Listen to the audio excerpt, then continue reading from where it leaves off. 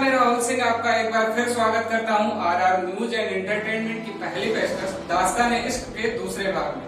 दोस्तों, पहले भाग में मैंने आपको बताया कि वो लड़की उसे कैसे अच्छी लगने लगती है और वो जब उसे पहली बार देखता है तो वो उसकी सादगी पर कैसे दीवाना हो जाता है, उसकी सादगी उसे कैसे भा जाती है। ये सब आपको पहली कहानी में बताया।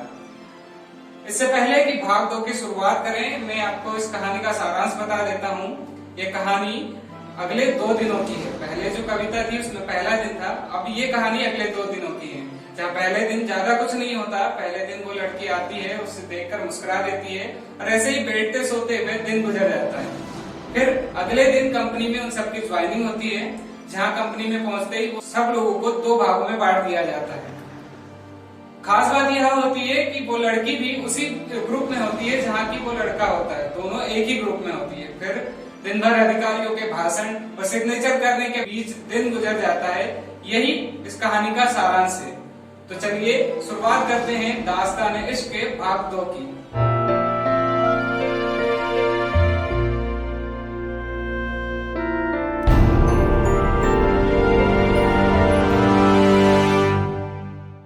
लिखा है कि उसकी नजरों में कुछ इस कदर उलझ जाता हूँ मैं, कहानी अपनी मोहब्बत की आगे बताता हूँ मैं। दूसरे भाग में कितना आगे बढ़ता है इश्क, दास्तान-ए-इश्क शब्दों की जुबानी सुनाता हूँ मैं। 30 जून को फिर दीदारे यार हुआ, नैनों से नैनों का फिर टकराव हुआ, मोहब्बत सब कुछ लूट लेती है ये बताता हूँ मैं, दास्तान-ए-इश्क शब्दों की जुबानी सुनाता हूँ मैं। अनजान बनकर टकराया वो मुझसे, देखकर मुझे मुस्कुराया वो खुद से, उसकी सुरमई आंखों में किस कदर खो जाता हूँ मैं, दास्तान-ए-इश्क शब्दों की जुबानी सुनाता हूँ मैं। एक दिन पहले आने की हमारी प्लानिंग थी, अगले ही दिन कंपनी में हमारी ज्वाइनिंग थी, बैठते सोते दिन गुजर गया ये बताता हूँ मैं, दास्तान-ए-इश्क शब्दों की जुबानी सुनाता हूँ मैं। फिर एक नई दिन की शुरुआत हुई, उसने हाय किया, बस इतनी सी बात हुई, ऑफिस जाने बस की ओर कदम बढ़ाता हूँ मैं, दास्तान-ए-इश्क शब्दों की जुबानी सुनाता हूँ मैं। उतरकर बस से दफ्तर पहुंच गए थे हम सब, कुछ देर बाद 2 भागों में बढ़ गए थे हम सब। थोड़ा ठहरो, अपने इश्क को परवान चढ़ाता हूँ मैं, दास्तान-ए-इश्क शब्दों की जुबानी सुनाता हूँ मैं। रब ने इसी वक्त एक खेल रच दिया, जहाँ नसी को भी हमारे ही ग्रुप में कर दिया, उसकी रची कहानी को आगे बताता हूँ मैं, दास्तान-ए-इश्क शब्दों की जुबानी सुनाता हूँ मैं। इधर एक नए दौर की शुरुआत हो रही थी, दिल में ना जाने क्यों सबके गुदगुदी सी हो रही थी, हस्ताक्षर करने में ही दिन निकल गया ये बताता हूँ मैं, दास्तान-ए-इश्क शब्दों की जुबानी सुनाता हूँ मैं। एयर कंडीशन था फिर भी उबाशी होने लगी थी, ज्वाइनिंग की प्रोसेस भी अब पूरी होने लगी थी, सब खत्म कर वापस लौट चले सहारा ये बताता हूँ मैं, दास्तान-ए-इश्क शब्दों की जुबानी सुनाता हूँ मैं।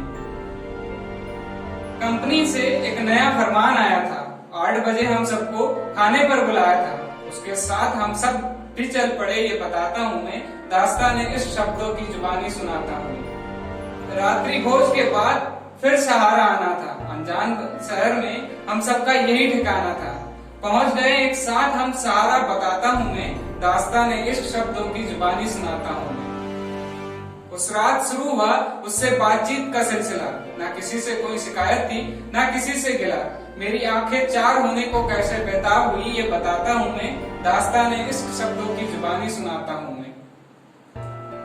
इधर उधर की बातें दोस्तों के साथ होने लगी थी, घड़ी की सुई 11 बजने की ओर बढ़ने लगी थी, वक्त की बेरहमी से कैसे उससे बिछड़ता हूँ मैं, दास्तान-ए-इश्क शब्दों की जुबानी सुनाता हूँ मैं।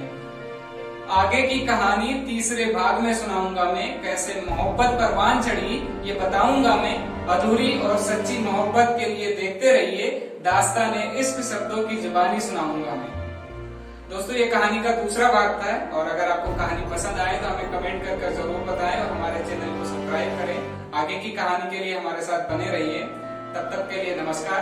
और एक खास बात, कोरोना से बचाव के लिए घर पर रहें, सुरक्षित रहें। कोरोना से बचने का सिर्फ मात्र एक उपाय है, घर पर रहें और शासन के नियमों को निर्देशों का पालन करें।